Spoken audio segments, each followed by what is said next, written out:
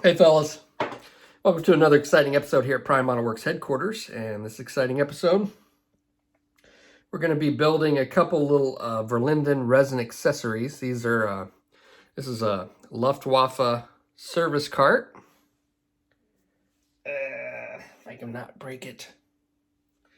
And then a Luftwaffe fuel drum trailer or something, so with fuel drums. But this is geared more towards the guys that are getting back into the hobby that have never messed with resin before. These are pretty simple kits to do, and I just kind of go through how I put them together and how I paint them. And I kept it all in one video rather than having two different ones because, I don't know, I just felt like doing it that way. Anyway, oh, I also discovered there was like a better high definition setting on my camera on my phone, so the video quality might be better. I don't know, because I was kind of unimpressed with the video quality on my previous to this, and then I pressed a little button and it looked like it was better. So I don't know, I'll quit rambling. Let's go with the video. All right, fellas, let's take a look at what we're going to be doing here. And while I was on hiatus for making videos, I have been building models, and I built up this 32nd scale Ming ME-163 Comet for its new owner. And I made a previous video on building this kit, although that one was much easier to build because I had the two fuselage halves that were separated and all the internal parts were showing, all the panels were open. This one was, the kit's just a little harder to build when you close everything up than when you open everything up. So just FYI. So I built the main kit in two different configurations, and having everything open is much easier. The owner, I thought, was kind of cool. He suggested that I leave a panel open like it'd been repaired, unpainted. So I made a little wood panel here, and I think that looks kind of cool. But anyway, so he also sent me some resin accessories to go along with all these German aircraft that I've been building for him. And two of them are these Verlinden sets. One is a fuel drum trailer, and the other one is a service cart. And they're all resin. I think, well, there's some like rubber tubing or something in this one, but they're all resin. There's no photo etch. He did send me this Profi Modeler trailer for moving the ME-163 here, but to be honest with you, there is just so much stuff in this, so much photo etch that mates up to the resin parts, and the photo etch are like hinges. There is no way if I built this it would go through the mail. It would, yeah, I would basically send him this. I might as well just like pour paint in here, shake it up in a box, and send it to him, because that's how it's going to end up. So I'm not even going to mess with this. It looks like it could be cool. It's really detailed, but I'm not gonna mess with spending a couple weeks building this thing and then shipping it in the mail only to be blown apart by the USPS. So we're just going to stick with these right now, and they should be pretty easy. And for you guys that haven't messed with resin a lot, some of the newer guys, hopefully this will give you an idea of how to kind of deal with some of these things. These are, some resin kits you get are not very good. These look like really nice detailed parts. I don't see a whole lot of air bubbles, because sometimes when you get resin kits, they're like air bubbles and stuff in them. But these look pretty well made. So we're going to crack into this, and let's get them all built up.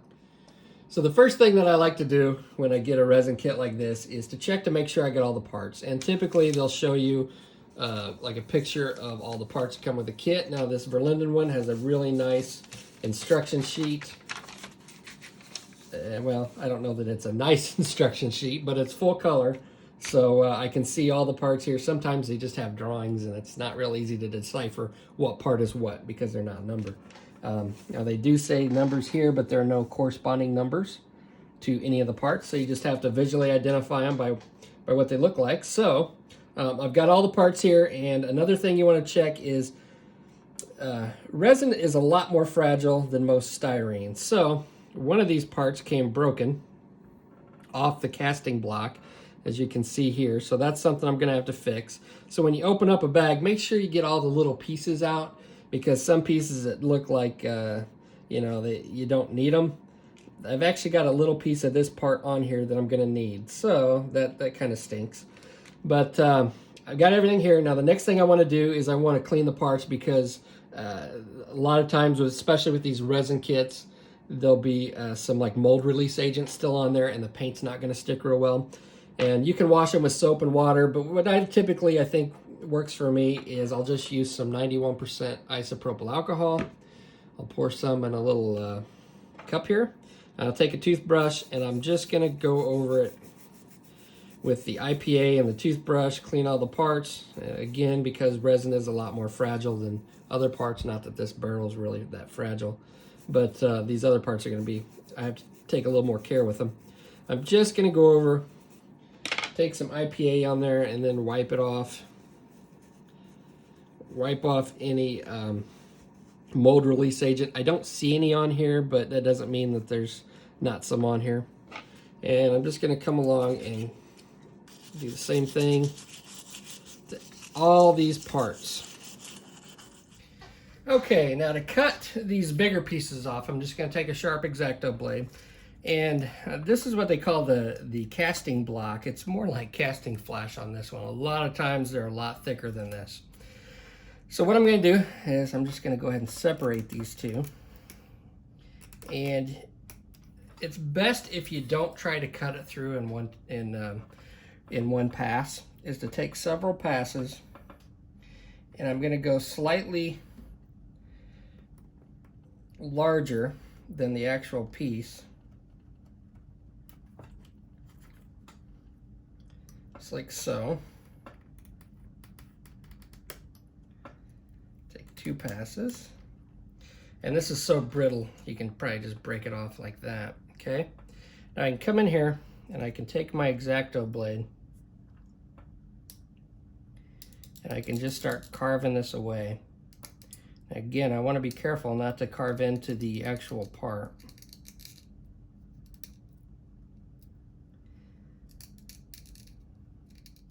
Okay, and you can see here, there's a little bit of casting block left on this piece. So what I like to do, get this crap out of my way, is I'll take a fresh 400 grit piece of sandpaper, and with even pressure, I'm just going to go around, I'm going to make figure 8s. Just like so, on a flat surface.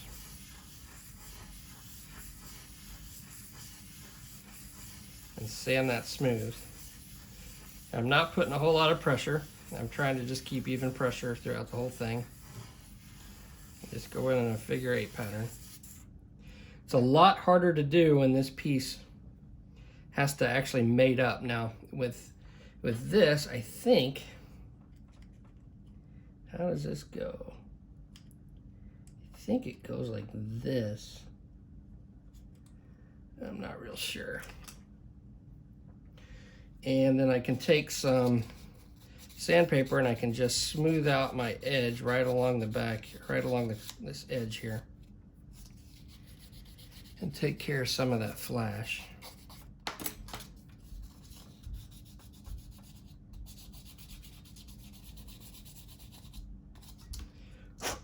All right, now there's my piece. Simple as that. Now with some of these other pieces, like say this part right here, the tire, it's got a big chunk of the casting block attachment point here, kind of like a sprue gate. What I'm going to do is I'm going to go ahead and cut off the thinner stuff with my razor blade, my X-Acto knife. And what I typically like to do is just start on both sides on something like this, since it's not really that thick.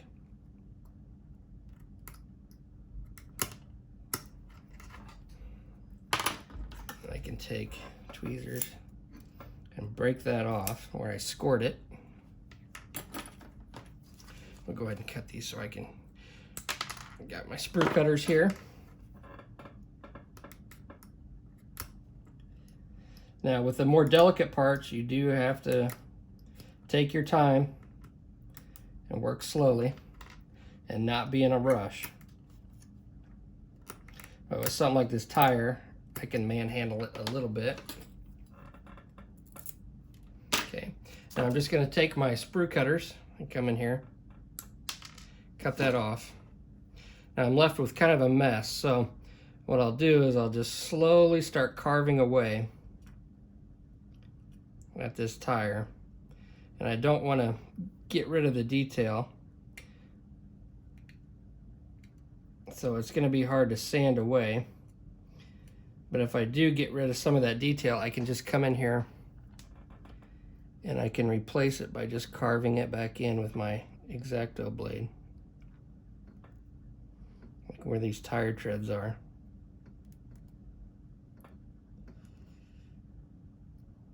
Just like so.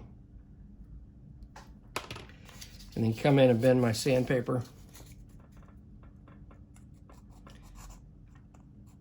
And then work it just a little bit. And it just takes patience and time.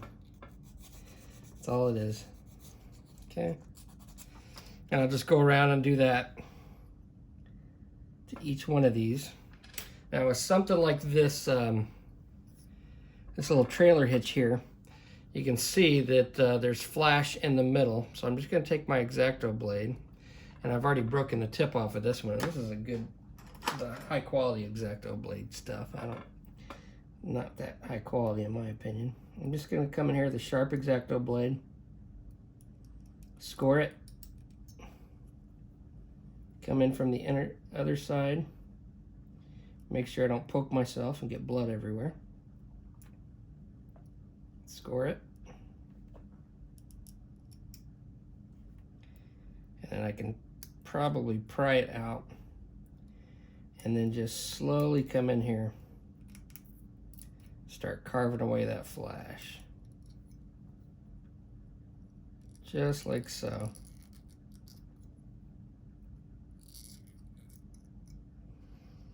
And then if I need to, which I don't think I'm going to need to, I can come in there and get a small round file and clean that out a little bit more if I need to, but I don't think that's going to be necessary. And then I'll just take my sprue cutter, cut that off, and rinse and repeat and make sure everything is nice and neat. Now, it's hard to get these pieces nice and flat, like if you need a really flat level surface to mate up with another flat level surface. So I like to typically do on something like this is just take a file and just slowly file it.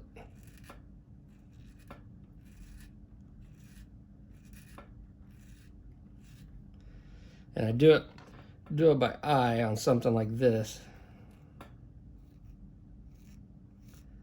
Just like that. And I just have to keep adjusting, take a little bit off at a time until I get it nice and flat. So it'll mate up to the other flat portion that I'm going to be gluing it to. And to keep track of my parts when I do this, I've got these little food trays, and I'll just put the finished parts in here as I get them done.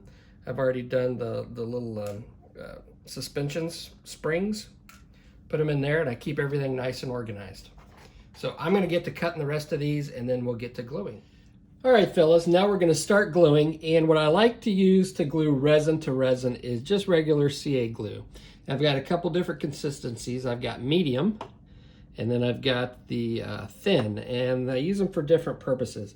I've also got my glue loopers here, and go ahead and make sure they're all the CA glue that's glubbed on there is burnt off.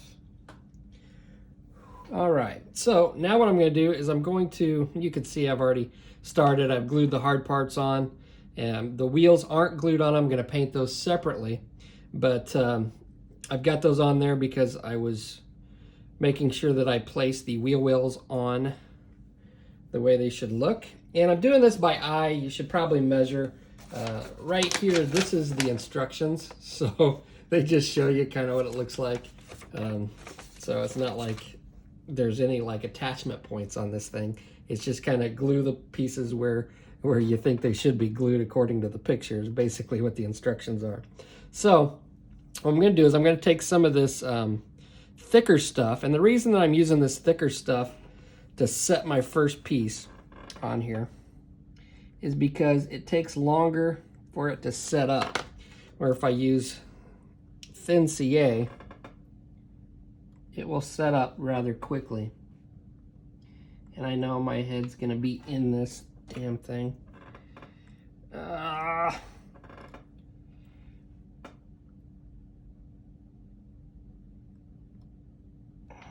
Okay.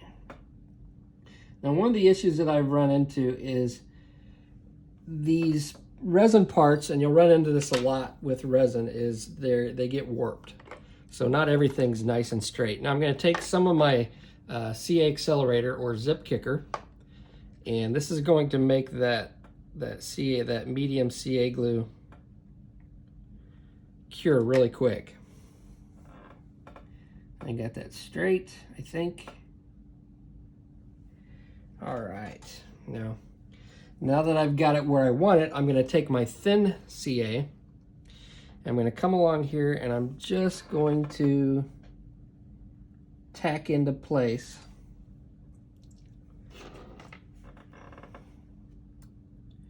where it attaches at these other points.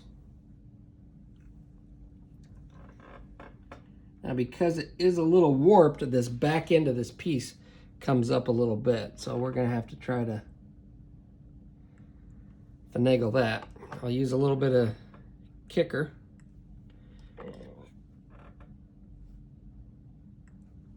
All right. So you can see right there how that's popped up. So what I'm going to have to do is hold this down, take some CA glue, dip it in there. Hopefully I don't glue my fingers together, glue my fingers to this thing. Put a little kicker, and voila, there we go. Now I'm just going to have to do this on the same way on the other side, and then I've got a wheel piece to put on, and we'll go ahead and do that now so I don't have to use this as a, got all my little parts here. So I'm going to do the same thing for this front wheel, and it just attaches somewhere down here. It doesn't matter if it's straight because it's supposed to turn, so I may put it in an angle. I'm going to use some of the thicker stuff again, and I'm going to put a dollop right here. And what I can do, get a little bit more on there, is I can put some zip kicker on the part, and that way when it makes contact, it should set up and hold it.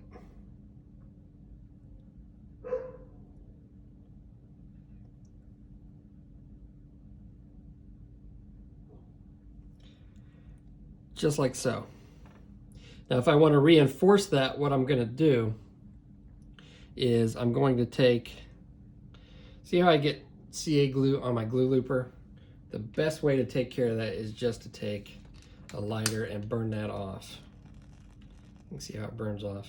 And don't do it over flammable stuff like I'm doing, because I'm not smart. I'll just come in here with some thin CA, and I'm going to reinforce that, and the UPS guy is probably here because my dog's going crazy. And that should be on there nice and tight. Now, these pieces are fragile, but this super glue really does glue resin to resin really well. If you got it nice and cleaned off, got all the mold release agent off there. These things the resin will probably break before the super glue breaks off, just so you know. So this holds really well, and it looks fragile, and it is, but it should be held together nice and tightly with this super glue. All right, and that's all there is to it. Now I will, I'm going to glue the rest of these pieces on. I'll get the other what is that, the service cart. We'll get that together and then we'll start painting. All right, fellas, I've got these all built up and you can take a look at them here. We are going to start to paint. So I figured I'd just run through and paint the whole thing, let you see my entire process of painting these. Nothing really difficult. I'm not going to go all out and do a bunch of like salt work or hairspray chipping. I'm just going to chip with a sponge and some acrylic paint. So what I like to do to start off is I like to prime, and I'll prime in, if I don't lose my pieces, I'll prime with Mr. Finishing Servicer 1500 Black, and I will take some of it. And just for demonstration purposes, I normally do this in my color cup, but just for demonstration purposes, I get a little bit out of here and put it in a cup. And then I will take some Mr. Color Leveling Thinner, which is Magic Juice, and put about half and half in there. That should be fine. And I like these little pipettes. I get them off eBay. You get it like 100 for like $5, I think. And then I'll just mix it and squirt it out. Get it all mixed up really well. And it looks pretty good right there. And again, I typically just do this by eye and by feel. I've got my Iwata HPCS with a 0.35 millimeter nozzle set at about 15 PSI. So we'll go ahead and put some of this stuff in here. I'll put my cap on so I don't spill it on my workbench because I don't normally paint up here. And what I like to typically do, well, there we go, just broke off a piece, son of a gun. I'll have to put that on later. I knew that was going to happen. This little piece, this thing here is got so many fragile little bits on it. I'm going to have to really take care of packaging this one up to send in the mail. Now, when I start off painting something like this with a lot of little crevices, I like to start in the crevices themselves, like in the hard-to-get places,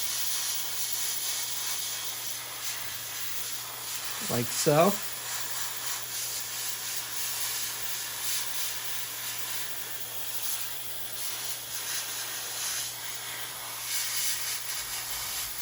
Because something like this has got a lot of little nooks and crannies. And I want to get my primer in there. Now, when I go to paint this, I'm not going to be able to get into all these little bitty crevices without flooding it. But what this black primer is going to do is going to give some shading and some depth to my piece.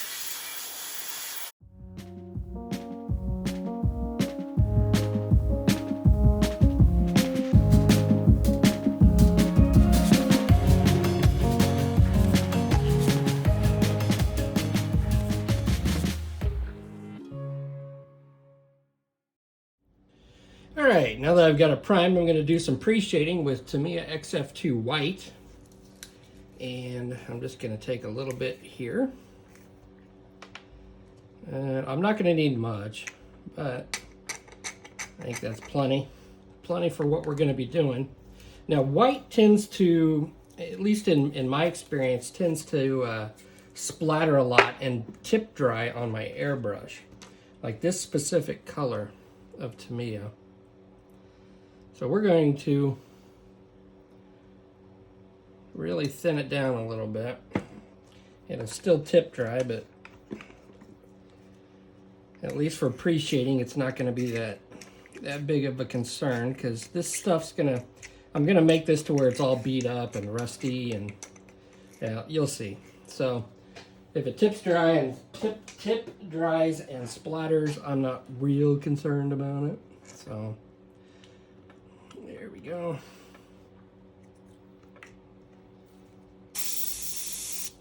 All right, so what I'm going to do is I'm just going to start spraying some of this white on here. and not everywhere, but you know, like from above.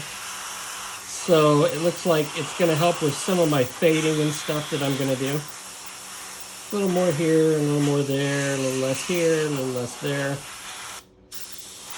Just like so.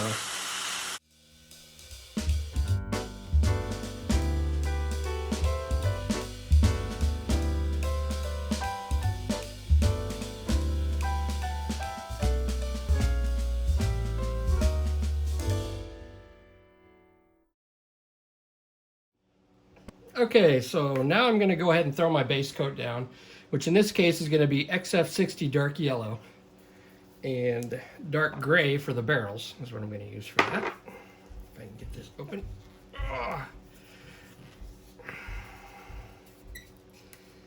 Okay, I like this color. It's a neat little color.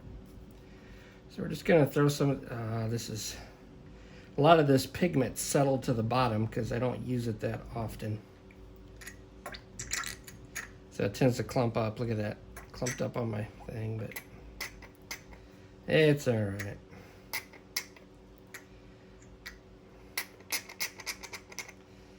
All right. And we're going to mix this with about probably 70% thinner. So we're going to mix this fairly thin. And again, I'm using the Mr. Color Leveling Thinner.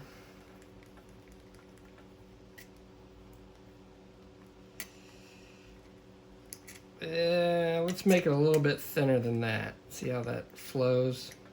Let's make it a little bit thinner.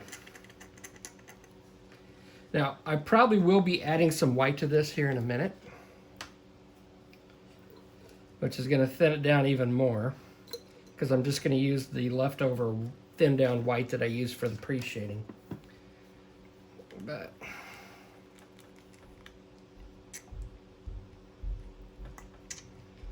yeah, we're going to go with this.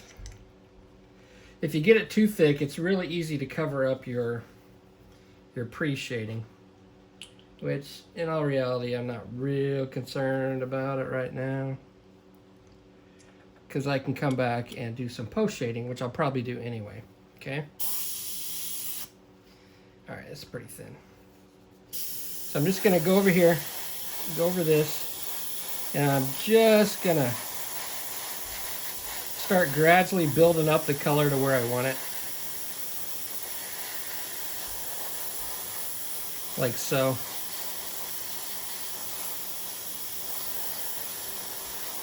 And I don't necessarily have to get in all the crevices like I did with the black primer, because that's going to be some shading. And since we're going to really grind this up and dirty this up, I want some of that darkness to show through.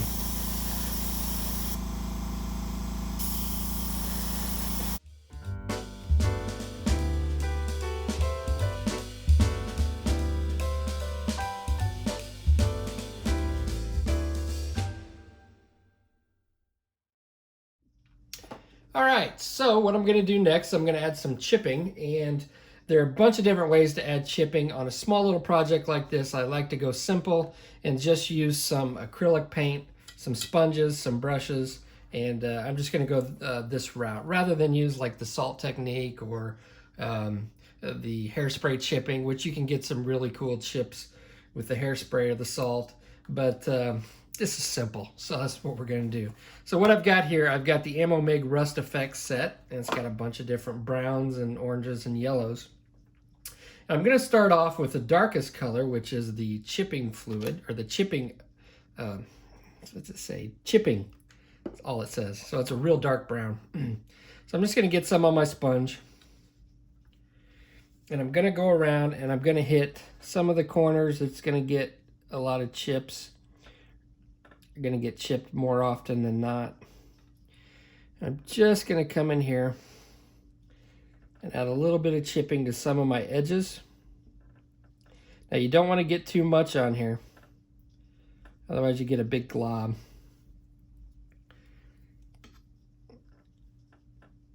Just like so. And with all these little crevices, it is going to get rather tight. So what I'll do is I'll dip my sponge or my foam into my paint, and then I'll dab it on my paper towel here so I don't get a whole lot of blobs. I'm just going to go around and tap it where I want my chips.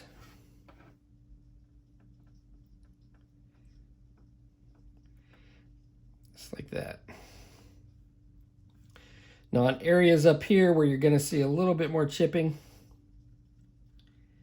I can go over it a little bit more.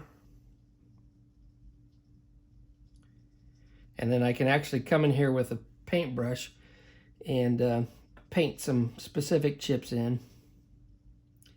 Now one thing you don't want to do when you do this, you don't want to like put the sponge down and then turn it, because that gives you like all these little unrealistic chips.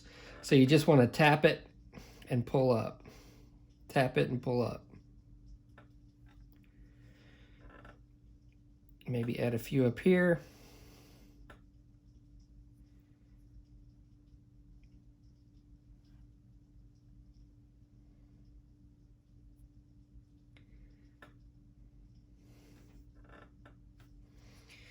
It's as simple as that. All right, fellas, so what I'm going to do now is I'm going to paint the tires, and I like to paint these with Tamiya XF85 rubber black. Now, painting Tamiya paint, acrylic paint anyway, is very difficult to do. It's not a good paint to brush, but we're going to do it, and I'll show you how I paint the tires with this rubber black. So I've got some in my little palette here, and I'm going to take a little bit of thinner.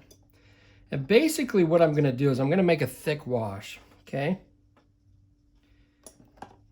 And we'll go ahead and mix this up.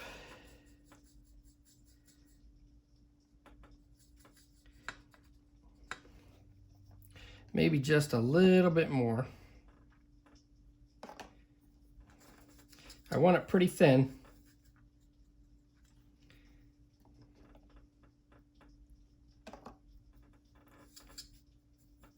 Okay. I think that will probably be okay. Now I'm going to use their paint retarder. Now you don't want to use too much of this, because if you use too much, it takes a really long time to dry. And what this is going to allow this to do is take a lot slower drying time, and it's going to be able to even out so you don't see your brush strokes. And I'm just going to put a couple drops, and that should be plenty.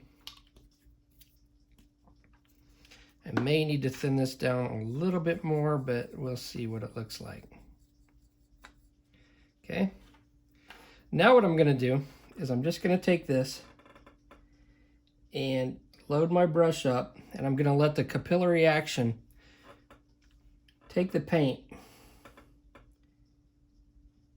and give me a nice even line right around where the wheel meets the tire.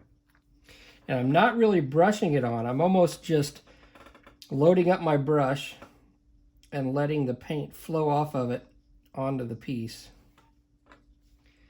And see how it flows right around that lifted area? You don't want to get too much where it overflows into your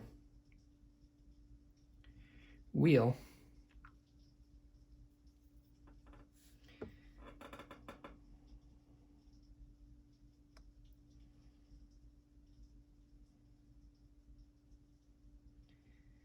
Just like so. Now, when I go over this, again, I'm going to do the exact same thing, but I want to let this thoroughly dry before I go over it again. Because if I don't, it's just going to wipe away. I can be a little more careless on the back side here because you're not really going to see it.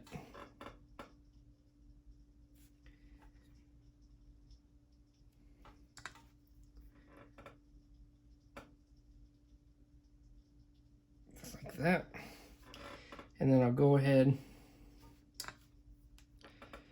and do the tread.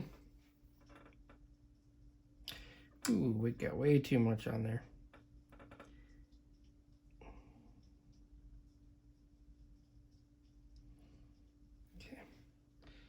just like that. Okay, now I'm going to let this dry. I'm going to come back. I'm going to do the same thing, and it may take 2 or 3 coats, but eventually we'll get it covered, and I'll have a nice demarcation between the tire and the wheel. Okay, now before I get into the oil work, I decided to do what some people call a magic wash. And basically what I'm doing is I'm taking this Vallejo matte varnish. I've already done some here. I'll put a little bit in and a little bit of Vallejo thinner. Like that. And then I've got some of this Bombay ink, India ink, and this is kind of old and kind of thick. I'm going to mix some of this in. Just like that. And then I will take some of this sepia just to give it like a brown, dirty type color. I've got some of the same stuff, only this color is sepia. Yikes. And you can see this is really thick. So I'll just put it in here. I'll mix up some. I might make it just a little bit thinner. Some more Vallejo thinner. And I've already started doing this, but this is going to give it a dirty, grungy look to it without having to do like oil work and wipe it off. So I'm basically just going to paint this on and leave it on. So we're going to go ahead and just slather this on. And you can see it's pretty translucent.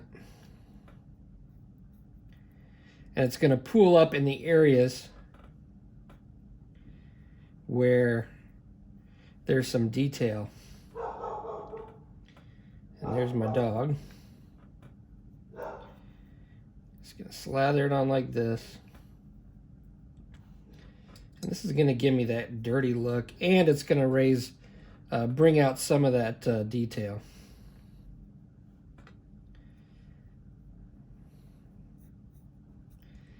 And again, you can just leave this on.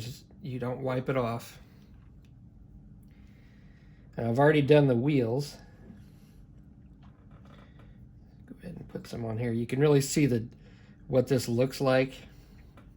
And it should dry lighter, just a little bit lighter, but it's going to pool up in some areas.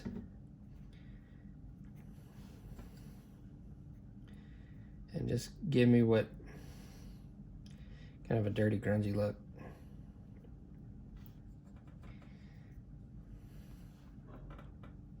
Get that air bubble out of there. Okay.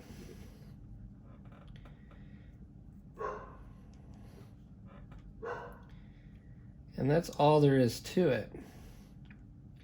Then once this dries, I can come back with some rust-colored oil paint, and I can hit some areas with the oil paint.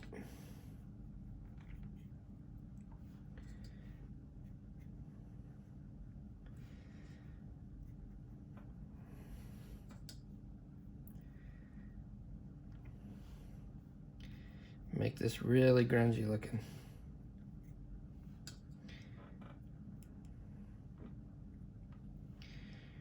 Okay.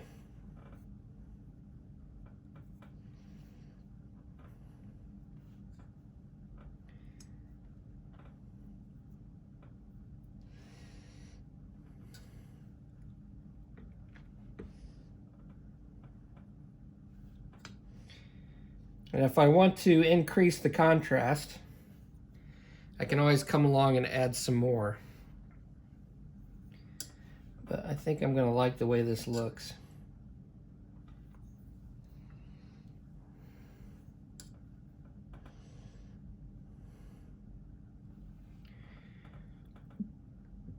Just like that. Simple as that.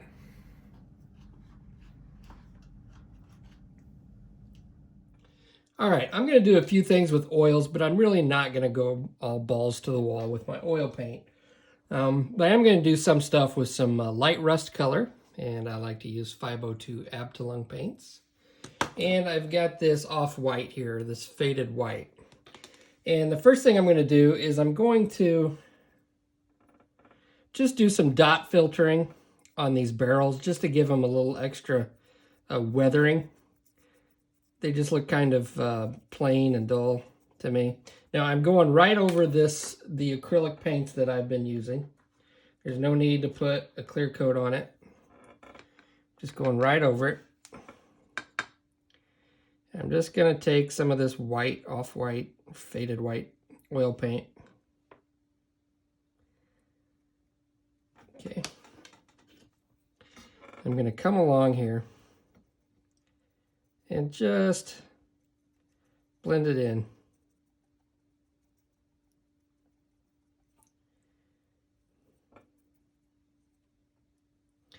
And what's nice about working with oil paints is if you don't like it, you can come back and erase it with some mineral spirits.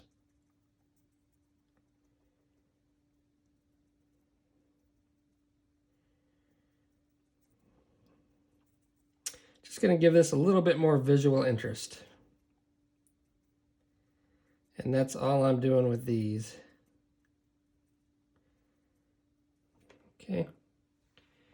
Just like that. Now with the carts, what I'm going to do is I'm going to do something just a little bit different. And I'm going to add some of this light rust. Now I'm taking my mineral spirits and I'm making somewhat of a wash. Just like so. And I'm going to come in here. I got a little bit too much. And places where I got some rust, I may add some of this.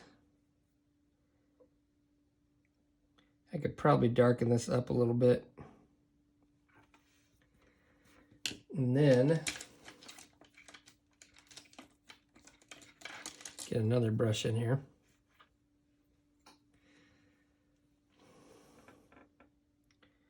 And then I can come in here and fade this out. Just to give a little bit more of a rusty color, like a newer rust, where it's kind of showing through the paint.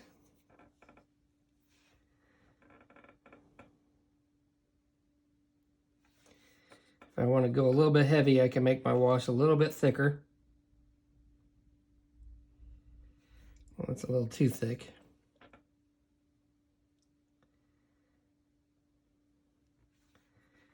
And I'm just going to come along here and just add a little bit of that rust color, like right along there. Maybe some up here.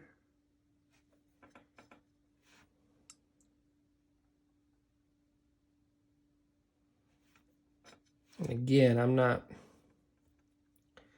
not totally covering the whole thing in rust. I do want it to look nice and used, but I want it to look usable and not something that would be in like a garbage heap. So just little hints of this brighter orange, I think, is going to bring this a little bit more to life. Just in certain spots. Maybe some of this right along here. And then I can fade it out. I don't know how much of this you're picking up on camera. But that's basically all I'm doing with this.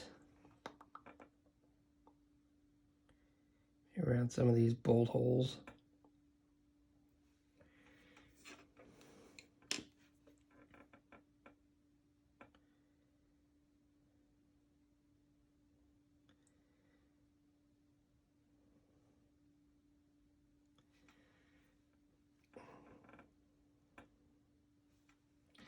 Just like so.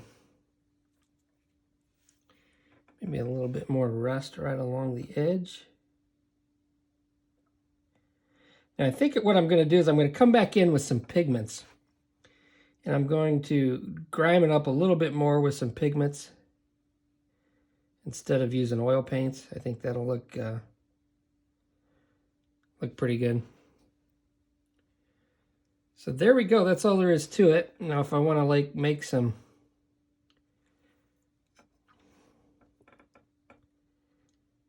like streaks, I can use a little bit more.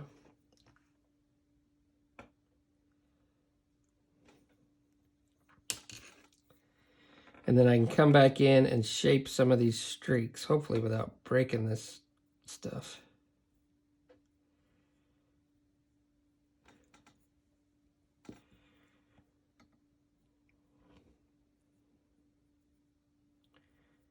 Like maybe some of the rust is gathered up and kind of went down with the flow of the water.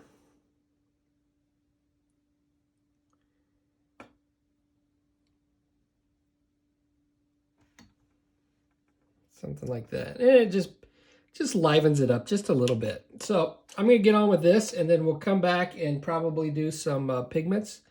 Overcoat the whole thing with a flat clear, and we should be done.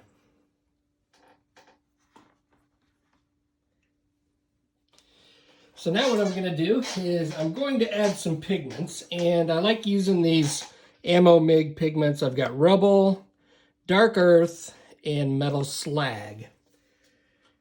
And let's start with the metal slag, because what I'm going to do is I'm going to add some dirt and grime, like an oily type, dirty type stuff, right around this area up here. And this is how I typically apply this. You can do this in a number of ways. But I'm gonna, and this gets really messy. So I'm just gonna apply this just like so. Right around this little thing up here. I assume this is like an oil cart, has oil and stuff in it. I may be wrong.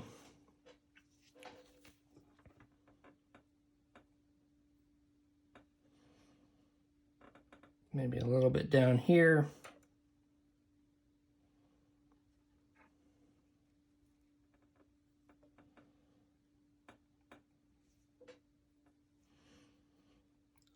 Where oil and dirt they get built up.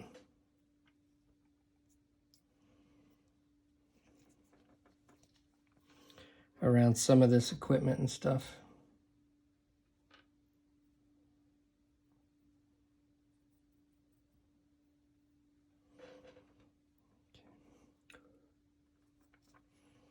Like so, and then I will take my pigment fixer. I can open this with one hand. Whoa. Then I'll take a different brush. Is this? Yes, a different one. I'm just going to come in here, get some of that pigment fixer in there. Now, I don't think this is the same as mineral spirits. I think there's some kind of binder or something in this that's not in mineral spirits.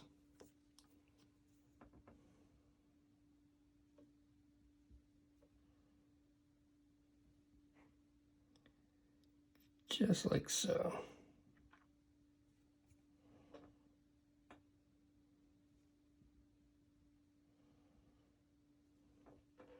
Just like that. And when that dries, hopefully that'll give it that real dirty and grimy look like you'd see around oily equipment.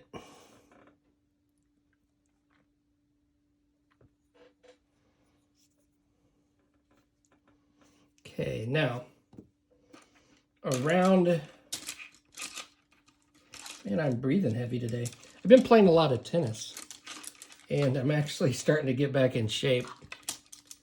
It's kind of nice, but I'm sore because I was so out of shape. Like around these tires and stuff, I'm going to add a little bit of dirt with this rubble, this lighter stuff. Let's see.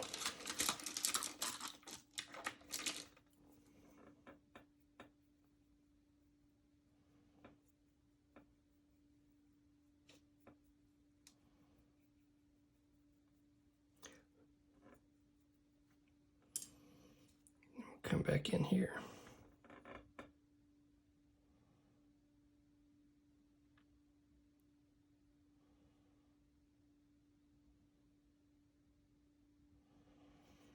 And that's just going to give it a little bit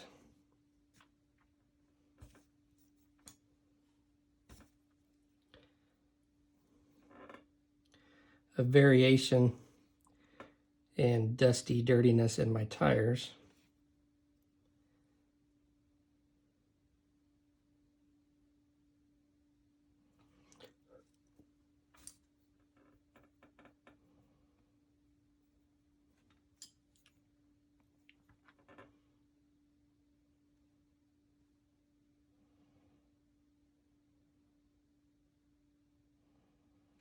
Okay.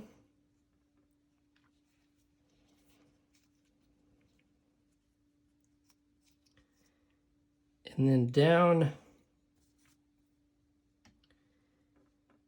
here, I might do a little bit of this dark earth on some of this stuff. And then maybe some metal slag right down here.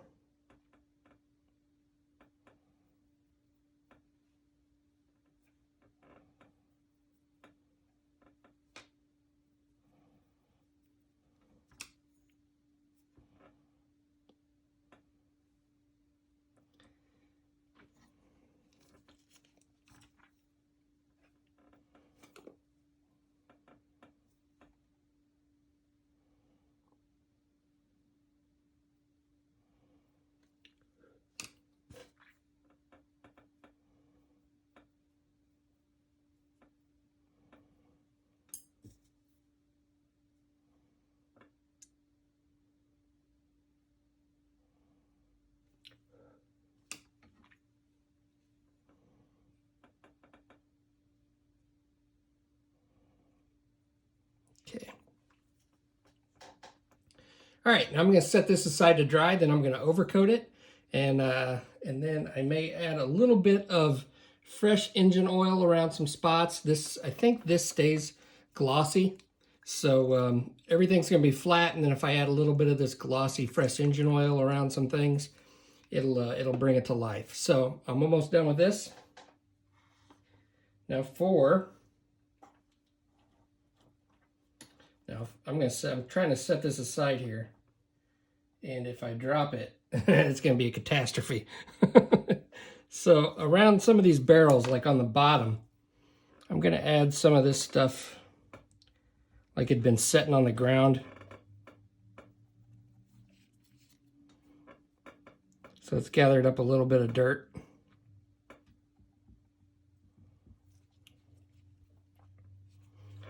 Maybe some of this rubble. Okay.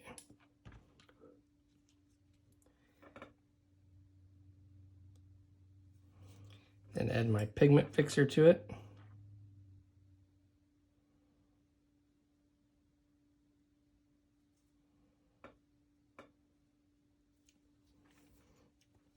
All right, and we'll see what that looks like.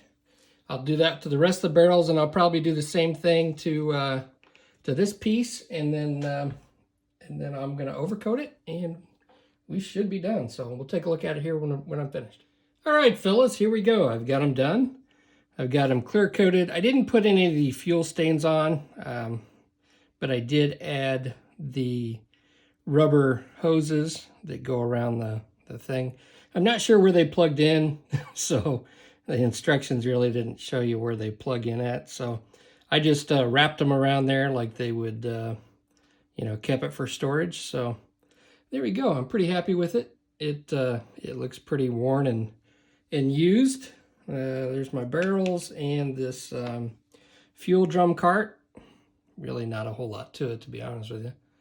But I'm not exactly sure how I'm going to ship these things. Oh, that's going to be fun. So hopefully I can get these to the owner in one piece. So we'll see. I'm going to have to think about it and come up with something. Maybe I can put something down in here to hold it so it doesn't like, I don't know. Who knows? I'll figure something out, hopefully. But anyway, there we go. Hope you enjoyed it. And for the new guys, I hope you learned something. And if not, well, then maybe you'll learn something next time. So I will see you on the next video. Thanks for watching. Here's some pictures.